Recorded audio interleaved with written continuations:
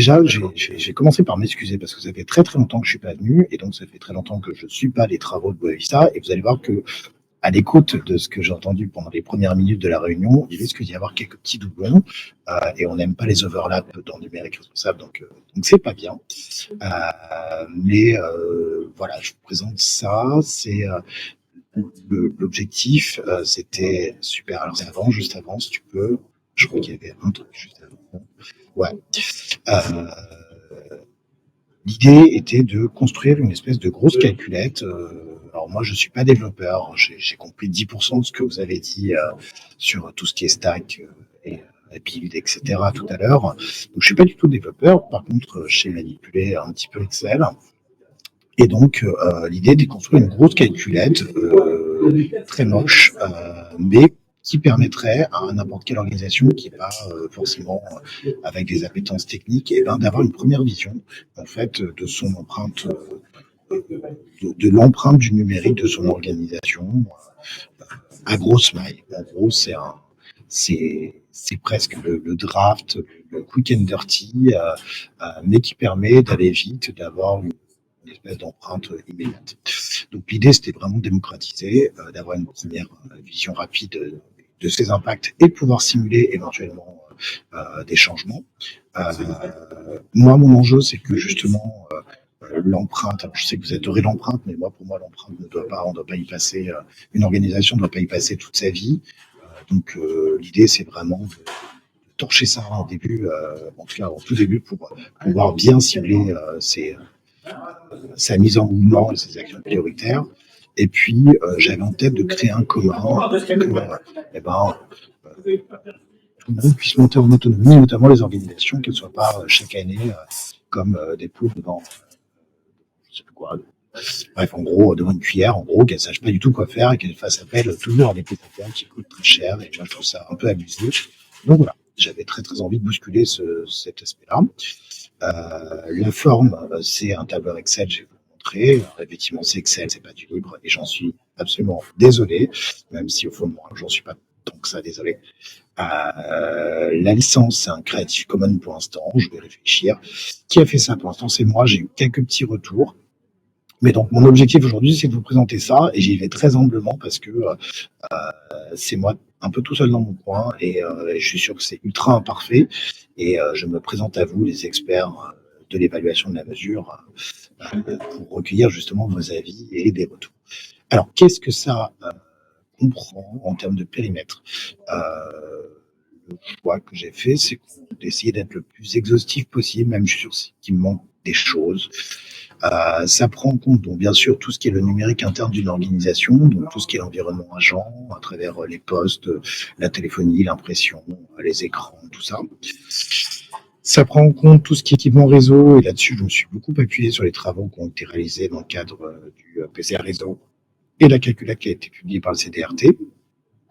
On va retrouver pas mal de choses là-dessus. Et sur les salles serveurs internes ou potentiellement externes s'il y a du cloud, même si là-dessus, effectivement, bien évidemment, hyper dur d'avoir de la data.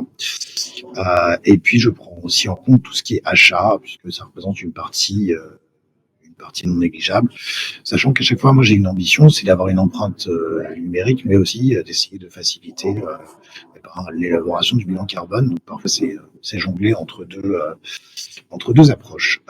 Au-delà du numérique interne, bien sûr, il y a toutes les activités de la DSI, donc tout ce qui est support. Je prendrai tout ce qui est chauffage, électricité des bureaux, alimentation, transport, à la fois le transport des équipes pour les interventions, et puis les transports des équipes en domicile-travail, et puis un petit volet impact télétravail, juste pour rigoler, pour essayer de prendre en compte ce qui avait été mis dans l'étude ADEME sur les effets rebonds du télétravail, juste pour montrer qu'il peut y avoir des effets rebonds. Et puis, dernier volet qui est pris en compte, c'est l'utilisation des services qui sont proposés par l'organisation, pour justement sensibiliser les organisations au fait que dès que tu produis quelque chose, bah, effectivement, ça a un impact. C'est un peu le scope 3 classique. Et avec je crois que le volet le plus développé aujourd'hui, ça va être tout ce qui est site web et téléservices, où j'ai fait une petite modélisation de type micro ACV screening de l'impact d'un site web. Voilà, donc l'idée c'est un peu ça. Les modalités, je vais vous montrer un peu comment ça se passe, mais l'idée c'est que chaque organisation puisse saisir ses données d'inventaire, le nombre de PC, de smartphones, etc., plus les durées de vie et éventuellement les secondes durées de vie, on va voir, de qu'elle puisse aussi saisir ces données de flux ou d'activité, notamment les kilomètres de transport, les kilowatts d'électricité consommés, etc. Euh, et à la fin, eh bien, l'organisation a une visualisation sur l'empreinte en termes de gaz à effet de serre, la vision par scope pour faire bilan carbone.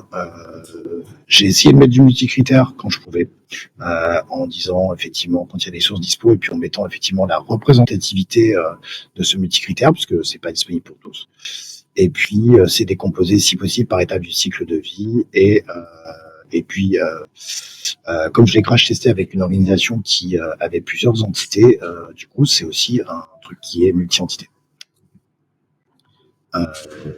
Voilà, alors démonstration rapide. Hop, je vais te montrer un présentateur et il faut du coup que je. Alors, partagez votre écran. Super. Fenêtre.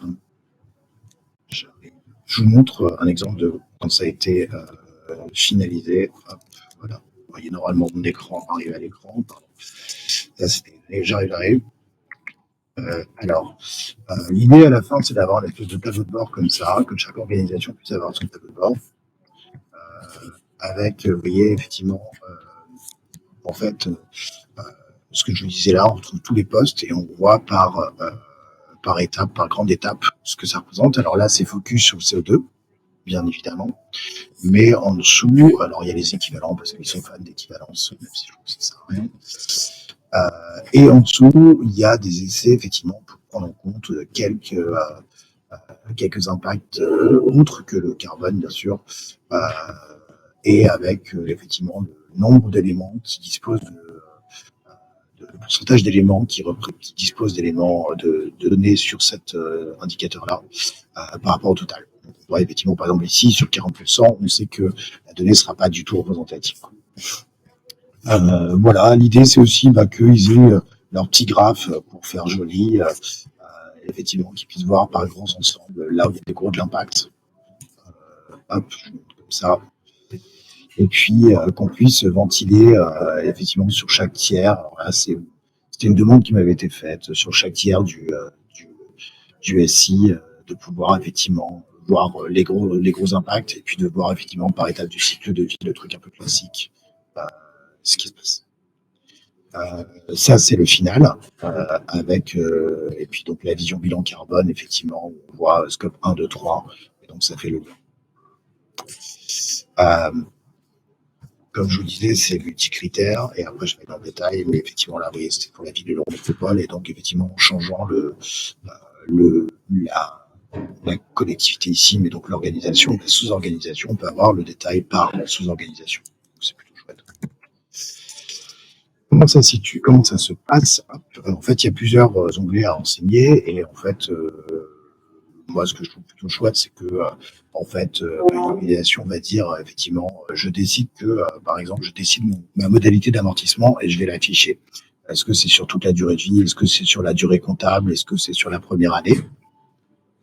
Je ne sais pas si vous voyez là le menu déroulant. Je ne sais jamais comment ça marche sur Excel là-dessus. Mais en gros, on peut changer effectivement le type d'amortissement comptable qu'on veut, en précisant effectivement. Ça permet d'éviter effectivement les différences entre ceux qui ont pris sur juste la première année, ou bien sur la durée comptable, ou bien sur toute la durée de vie.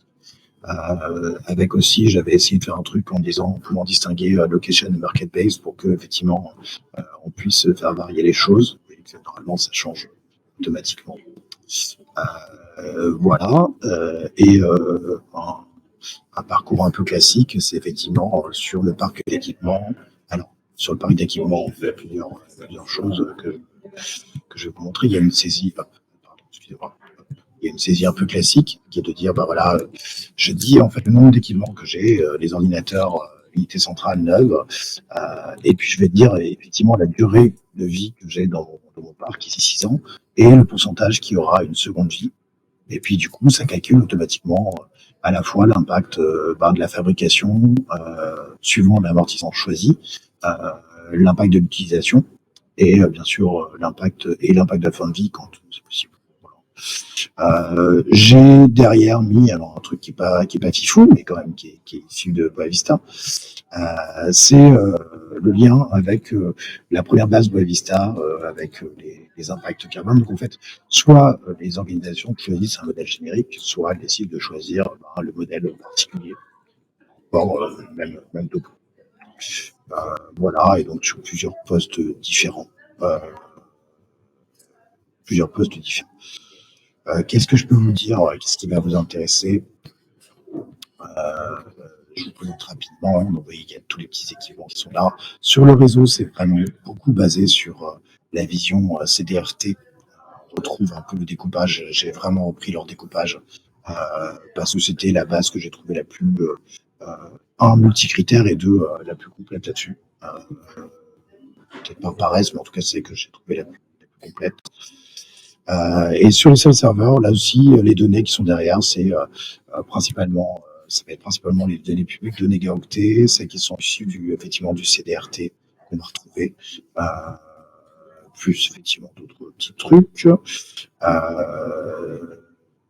Qu'est-ce qui va vous intéresser? J'essaie de pas vous assommer. Le chauffage, ça peut-être pas là-dessus. Ce qui va vous intéresser, c'est plutôt, je pense, les si, un petit truc marrant que je peux vous montrer, c'est ça. C'est l'impact des sites web. En fait, l'idée que j'ai eue, c'est, comme ils veulent généralement savoir leur empreinte de site web, c'est de dire, bah, ok, faisons un petit parcours et en gros, tu vas me dire le nombre de visites. On définit des profils en fait d'utilisation d'une certaine manière. Ensuite, on dit, bah voilà, il y a tant de visites par an.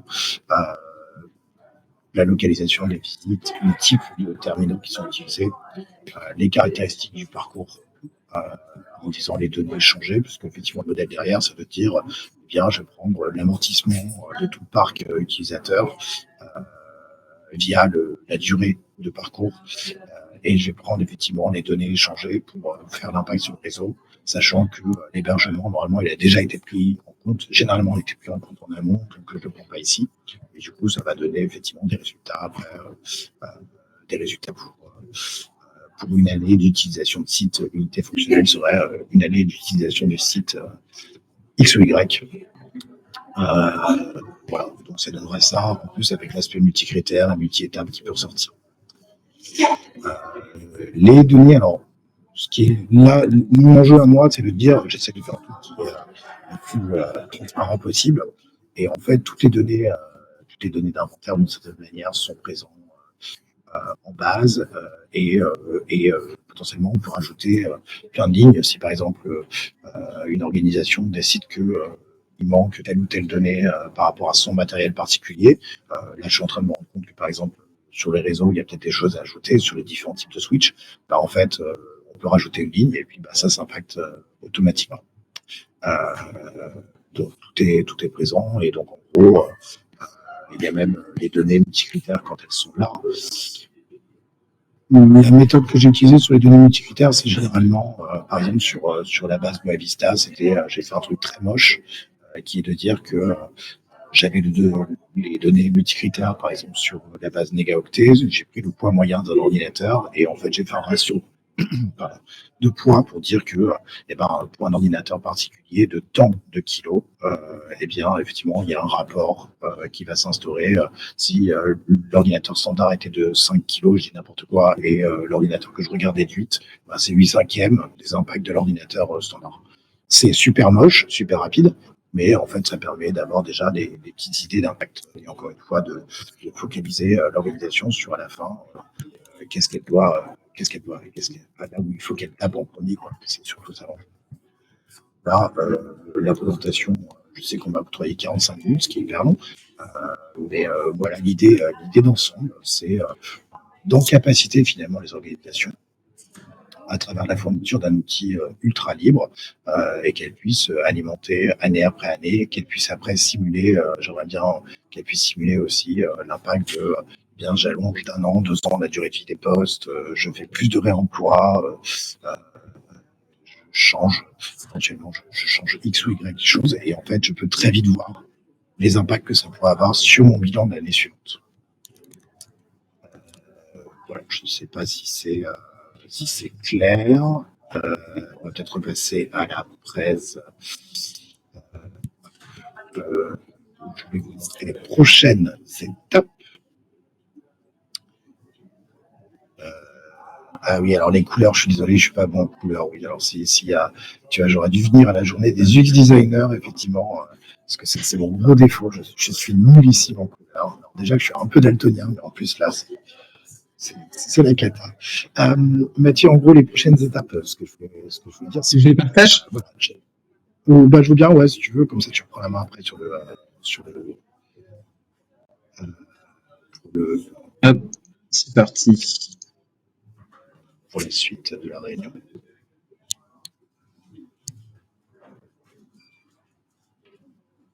Tu vois mon écran? Ouais, c'est bon. J'ai juste une remarque quand même. Je crois que, comme d'habitude, le nom Benjamin est ultra présent chez Wavista. Je m'en félicite. Prochaines étapes. Effectivement, alors le cas de leasing de matos, effectivement, oui, non, c'est pas pris. Alors, je vais répondre après, je te réponds après. Alors les prochaines étapes, c'est effectivement un appel à revue, contribution critique. Moi, mon enjeu, c'est que je l'ai fait un peu dans mon coin. J'aimerais bien que vous êtes les super experts et que vous y mettiez votre nez, et que vous disiez, mais non, ce facteur, il est pourri, là, t'as mal modélisé, etc. Je sais qu'il y a des travaux sur le PCRSI, j'ai rien suivi. Et peut-être qu'il y a un ajustement à faire pour que, effectivement, ça soit un peu plus cohérent. J'aimerais bien, dans une version très rapide, faire un volet simulation. C'est-à-dire, en gros, faire un espèce de mécanisme qui permet de figer une situation à l'instant T et ensuite de jouer sur certains facteurs pour voir tout de suite les impacts que ça peut avoir. Et donc, sortir une V2 rapidement et le sortir, effectivement, encore une fois, en libre pour que, bien, encore une fois, chacune puisse le faire. Voilà. Alors, pour répondre, alors j'ai pas vu toutes les questions. Youn, le cas du leasing, non, alors j'ai pris le cas du reconditionnement. Alors, à partir de l'étude ADEME, j'ai fait une espèce de modélisation. Je sais que dans le plan carbone général, il me semble que c'est 20%, je crois, qui est pris. Je crois que finalement, j'ai pas adopté cette mesure-là parce que dans l'étude ADEME, je trouvais que c'était pas forcément tout à fait ça. Mais le leasing, non, je l'ai pas pris. Et je sais pas trop comment modéliser. Soit on dit que c'est finalement la durée totale. Il y a 0 emploi et c'est 4 ans de durée de vie. Je prends un quart, par exemple, de mon ordinateur. Je sais pas. Mais en tout cas, c'est une bonne question. Et en fait, d'un point de vue empreinte GES et autres impacts, je sais pas si on arrive à vraiment mettre en avant ces impacts-là de manière positive. Mais c'est une vraie bonne question. Vraie bonne question. Je regarde s'il y avait d'autres questions. Non, c'est bon. Alors, as-tu des éléments de comparaison de positionnement avec Winner de l'INR? Alors, Franck, salut. Il y a un moment, je vais te montrer ça de suite. Il y avait un moment, Winner, ils avaient fait même le Winner Light. Ils avaient fait Winner Light et en fait, ils avaient publié des indicateurs. Alors, c'est toujours une question de périmètre qui va se jouer après parce que je pense que les périmètres sont pas forcément les mêmes. Mais ils avaient dit, voilà, l'empreinte moyenne d'une ETI, c'est 600 kg CO2 équivalent par collaborateur. Et donc là, effectivement, moi, je compare par rapport, en fonction de la taille de l'organisation, je compare par rapport à ça. Mais je pense que le bilan du winner complet, je ne sais pas, mais du winner light, de mémoire, c'était sur les 3 tiers quasiment uniquement. Je ne sais même pas si les achats étaient pris en compte. Ça, pour moi, c'est une source de difficulté. Je partage que, effectivement, les achats, ça représente aujourd'hui, dans pas mal d'organisations que je rencontre, et même et dans celles que j'ai testées avec cet outil, les achats représentent un gros de l'empreinte et c'est très chiant parce que en fait la seule solution c'est de réduire les achats. Alors c'est pas mal, hein, mais c'est le levier un peu. Enfin, disons que ça donne moins de matière et ça décrédibilise d'une certaine manière pas mal d'autres choses. Donc voilà, et je me questionne très sincèrement sur la manière dont, dans les études, notamment Green IT, la question achat est prise en compte, euh, puisque je rencontre vraiment de plus en plus d'organisations qui me disent 60-90% de notre empreinte est liée aux achats sur l'IT. Donc c'est alors peut-être parce qu'ils n'ont pas les moyens d'évaluer autrement, mais et ça je pense qu'il y a un sujet là-dessus.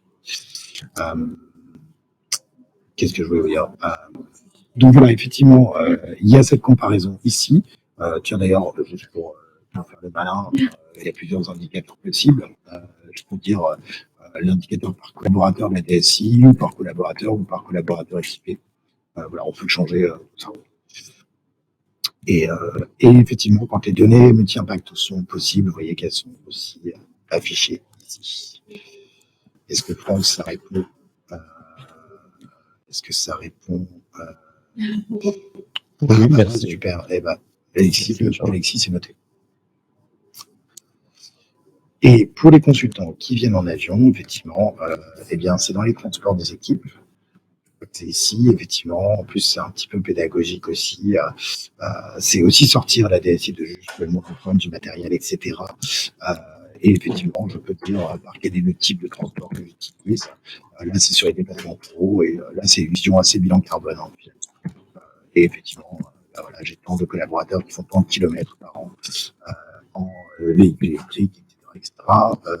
Pareil sur le chauffage, où effectivement, je peux dire que là, j'avais une DSI qui occupait un étage d'un bâtiment. Et bien, j'ai pris 13% des dépenses d'électricité et du chauffage par réseau de chaleur.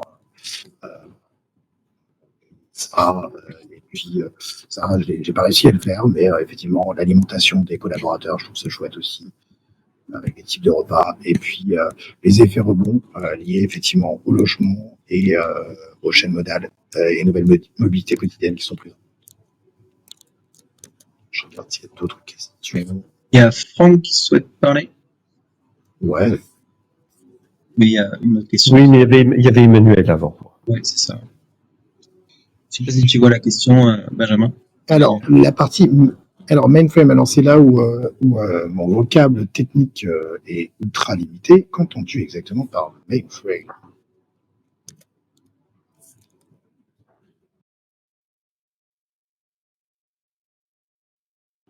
Un peu l'idée.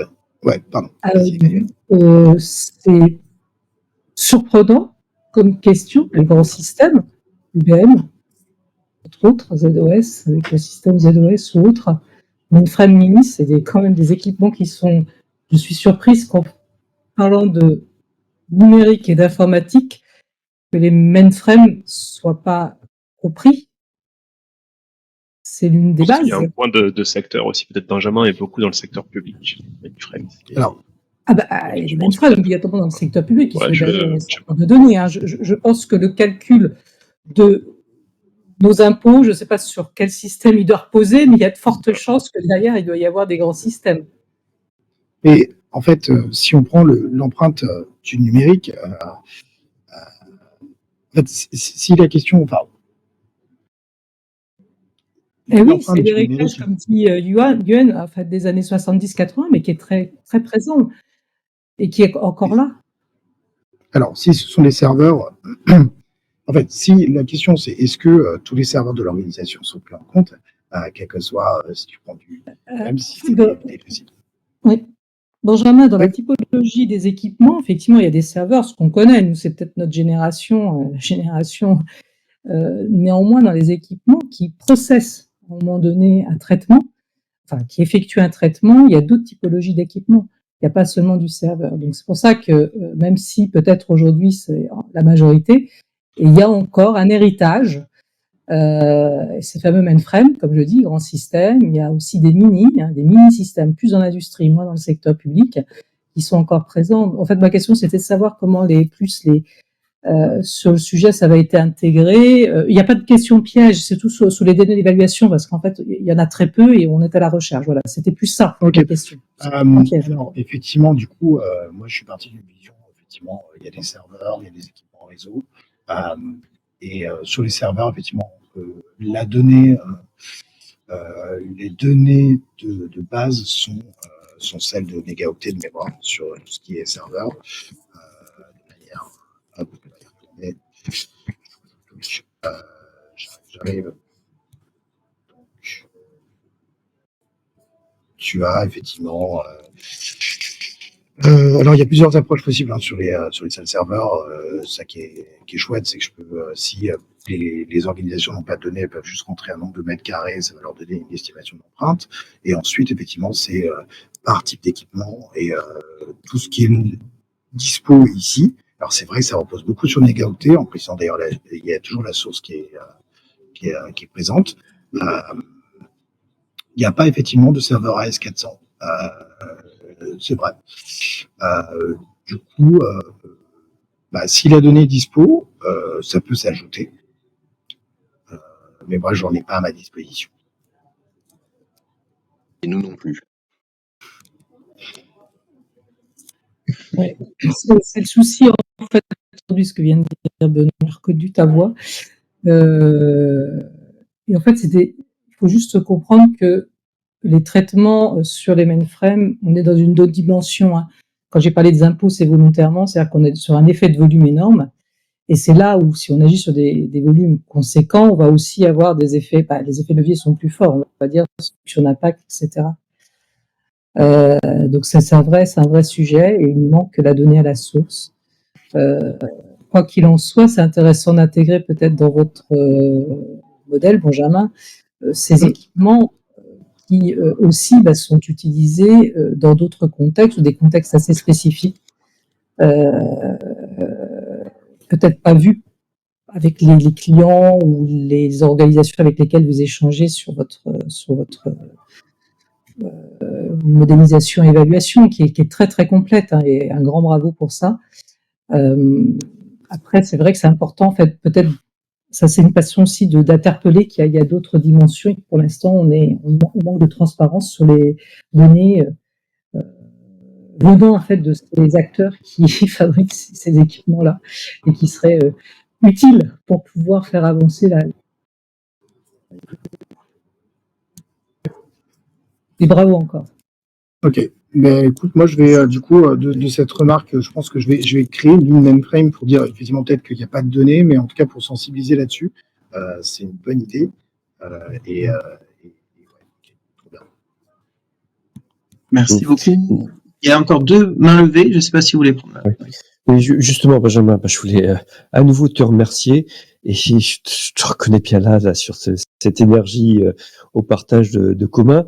Mais peut-être que pour effectivement participer à ces créations de communs numériques, et t'es peut-être pas mal placé là-dessus, mais y aurait-il pas lieu d'essayer d'en faire un projet économe, appel à projet, un nouveau commun, parce qu'on est vraiment, et je reprends ce que disait Emmanuel avant, dans le monde effectivement du secteur public, il y a effectivement les collectivités qui ont pu se débarrasser des mainframes, mais par contre, il y a tous des ministères qui continuent à avoir des trucs, des packs bases, du COBOL, et qui veulent pas en changer. Et là, il y a peut-être manière à avoir un coup de main sous une étiquette économe, et d'avoir un petit collectif autour de toi pour participer à ce défrichement de commun numérique tel que tu ouvres la voie. Ok, trop bien. Je vais regarder ça. Super, merci beaucoup. Benoît? Ouais, du coup, ça croise un peu avec ce que disait Franck, mais je sais pas si t'arriveras à te dégager du temps prochainement, mais ça serait, en fait, c'est pas mal parce que ça donne accès de manière un peu simple et en prenant un périmètre assez large j'imagine à des collectivités ou à notamment des PME qui n'ont pas forcément le people pour aller faire de l'évaluation d'impact avec des trucs très complexes, mais ça leur permet quand même d'avoir des estimations. Et je pense qu'en ça c'est bien. Et du coup, je sais pas dans quelle mesure tu pourrais ou on pourrait t'alimenter avec les travaux qui sont faits sur des sujets spécifiques, que ce soit les mainframes ou autre chose. Mais voilà quoi. Et puis aussi, il y a aussi je parle de ça parce que tu tu disais que tu avais utilisé la base Boavista, et typiquement la base Boavista, tu sais, on t'a dit, on a découvert tout un tas de problèmes avec, donc voilà, ce genre d'initiative est chouette, et ce qui serait cool, ce serait qu'on arrive à synchroniser un peu les initiatives Ouais. pour que voilà que chaque outil se tienne à jour et que les personnes qui s'en servent se basent sur des trucs. Ouais, de même que tout à l'heure, en début de réunion, là, quand je suis passé sur le Mattermost, j'ai vu qu'il y avait, pardon, j'ai vu qu'il y avait des travaux qui avaient été réalisés, je vais reprendre, j'ai plus le nom, des travaux qui avaient été réalisés par les gens de Sapiens, je crois, sur tout ce qui est parcours, et je trouve que ça recouvre un petit peu, et c'est là où, à mon avis, il y a des jonctions à faire, effectivement. Ça, je sais pas, et chez Boavista, est-ce qu'il y a quelqu'un qui coordonne un petit peu tout ça, comme ça on arrive à se coordonner, il y a du boulot qui a été fait, quoi. Bah, en fait, le truc, c'est qu'il y a plusieurs personnes, au moins, parce que il y a des personnes qui sont plus actives sur le chantier données, il y en a d'autres qui sont plus actives sur le chantier mainframe, enfin voilà, selon le sujet. Et donc, je sais pas si t'as toujours ton compte Mattermost, mais je pense que c'est Ouais. là, ouais. Mais je pense que c'est le bon canal parce que du coup, tu peux pinguer les bonnes personnes pour le bon sujet où elles peuvent te solliciter. Ok. Ouais, nickel. Je vais essayer de faire ça. Juste pour être sûr que t'as pas loupé il y a un canal mainframe qui a été impact du mainframe qui a déjà été créé sur Boavista. Super, merci beaucoup. Est-ce qu'il y a d'autres questions ou je vois plein de réactions dans le chat, mais Sur le mainframe, je pense que ça fait réagir le mainframe.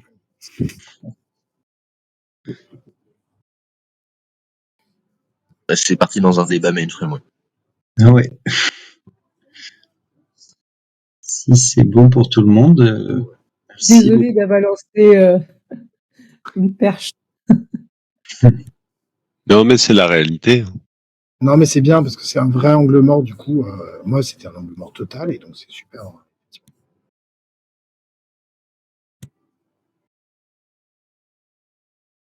beaucoup. Ok. Je vous propose qu'on. Ouais, après, il te reste encore 5 minutes, hein, mais on peut passer à la suite. Si vous... Ouais, j'ai fini. Hein. Ok. Alors peut-être juste, Benjamin, ton calculateur, il est disponible sur le site web de ta société ou comment on peut accéder à tout ça? Bah, pour l'instant, je pense que le plus simple, ouais, c'est une bonne question. Le plus simple, c'est de me contacter. Sur le site web, non, parce que je crois que mon site web ne prévoit pas de mettre à disposition des documents, je crois. En tout cas, pas dans le volet blog. Donc, ouais, le plus simple, c'est de me contacter. Et puis, ouais, je réfléchirai effectivement aux moyens de diffusion, qui est une vraie bonne question. Ou alors, j'avais compris que tu étais en recherche de revue critique de ton document. Est-ce que tu veux pas, sur Mattermost, le partager et puis peut-être lancer de la discussion? Allez, on fait ça. Cool. Ça marche, merci. Christophe qui voulait intervenir, je crois. Ouais, non, j'avais juste une petite question. En fait, tu parlais d'Excel et que je sais pas si tu étais très content de l'utilisation d'Excel, mais est-ce que tu as entendu parler du langage Publicode? Est-ce qu'utilise par exemple nos gestes climat, l'ADEME l'utilise aussi beaucoup. C'est vraiment assez bien fait pour une calculette, justement, où on rentre des données et il y a un algorithme assez simple. Tu as déjà entendu parler de Publicode, non? Ou pas? Alors, je te dis, je suis pas du tout dev, donc, je crois que j'en avais entendu parler au moment, effectivement, où le winner passe en winner light, et je crois que j'ai entendu ce mot, mais ce n'est que, mais jamais testé, jamais utilisé, et ouais, grave chaud pour regarder, effectivement, Christophe, peut-être. Ouais, parce que j'avais un peu regardé ça dans le cadre d'autres projets, et je pense que ça peut être un outil intéressant, en tout cas, pour ce genre de calculette. Ok, je vais regarder ça. Cool. Merci beaucoup. Bah, merci à toi. Merci beaucoup, Benjamin. Super présentation.